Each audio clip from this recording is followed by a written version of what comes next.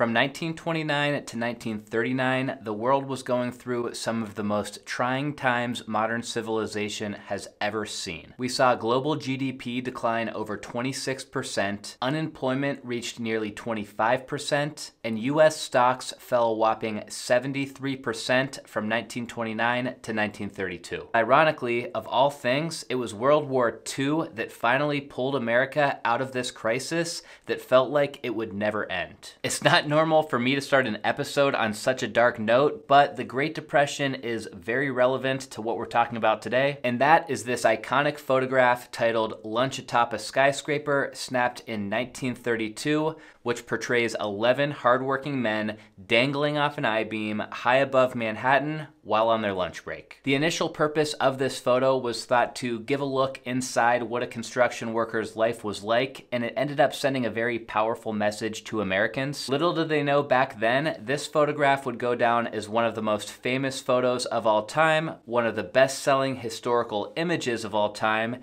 and it would also spark a lot of controversy, with people still to this day questioning the photograph's intentions and the men behind the photo nearly 100 years later. I absolutely love this picture. I always have. Today, let's talk about everything there is to know about Lunch Atop a Skyscraper. Okay, so first, let's just take a look at this thing together and try to grasp every detail of what is happening in this famous shot. The most striking thing right off the bat that I think that hits everybody is obviously that we've got these 11 men who are sitting super casually on this I-beam hanging way above New York City. The height is exaggerated because you can see all these tiny little buildings here in the distance and then Central Park over here in the back. And to make it even better, they all just look super casual. It doesn't even look like any of them are harnessed in. Let's zoom in and look at these guys one by one and just kind of take a look at what each one of them is doing. We've got guy number one here who is about to smoke a cigarette. He must have just finished up his lunch. And then guy number two is lighting that cigarette. We've got guy number three here who doesn't even look like he ate lunch today. And guy number four is finishing up his lunch and in deep conversation. Next, we've got guys 5 and 6 who are also in conversation. We've got a few more lunch boxes and another cigarette. Guy number 7 here looks like he's probably rolling a cigarette, and for whatever reason, he decided not to wear a shirt this day. These guys 8, 9, and 10 all look like they're in a conversation together. We've got a cup in one hand and some lunch boxes in their hands, and it looks like this one's smoking a cigarette too.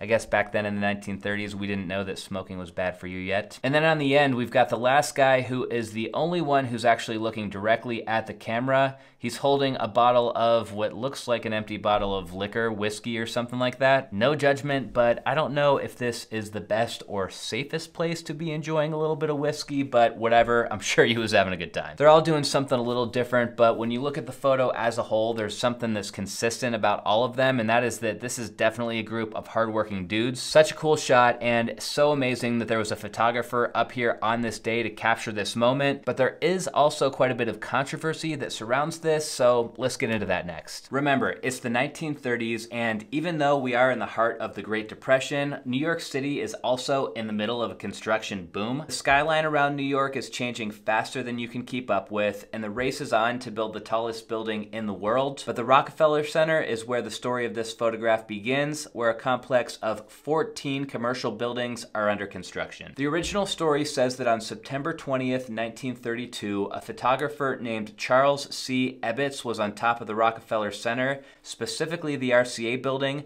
taking pictures of the construction progress. As Ebbets looked down, he saw a group of construction workers taking their lunch on a steel beam dangling above the city below, so he snapped a picture. Well, the resulting photo ended up being titled Lunch Atop a Skyscraper, and it quickly became famous. It was published in newspapers and magazines around the world, and it has since become an iconic symbol of New York City and the American dream. Nowadays, people say that this photo sent a message about the Depression. It gave people optimism about growth and opportunity. It spoke highly of the strength of these hardworking men. It, of course, demonstrated trust and camaraderie amongst those men. And most importantly, it sent a symbol of hope to a struggling country. The construction of the Rockefeller Center was a massive undertaking, and it required an enormous amount of manpower and resources, and those that were responsible for this complex are looked at as some of the most skilled and dedicated laborers of their time. What's crazy is that there was over 40,000 workers who worked on this project in total, but the construction logs weren't all that great back then, so the names and the identities of almost all of those workers are unknown. A documentary titled Men at Lunch was made in 2012 when the hosts did everything they could to uncover everything they could about this photograph. In the documentary, 2 of the 11 men were actually identified with pretty strong confidence. It's now assumed that the guy 3 from the left was named Joseph Eckner, and the guy 3 from the right was named Joe Curtis. Everybody else in the shot, though, is still a mystery to this day, and unfortunately, at this point, probably always will be. In reality, it's widely accepted at this point that this photograph was staged by the developers of the Rockefeller complex. To me, the biggest proof that this was staged is that there's other photos from the same day, like this one showing a bunch of guys basically taking a nap on the I-beam, and then this other one showing this guy balancing on a beam on one foot. Plus, it makes sense that the developers would want some positive nationwide publicity around the building. They spent over $100 million on the development, which is about $1.6 billion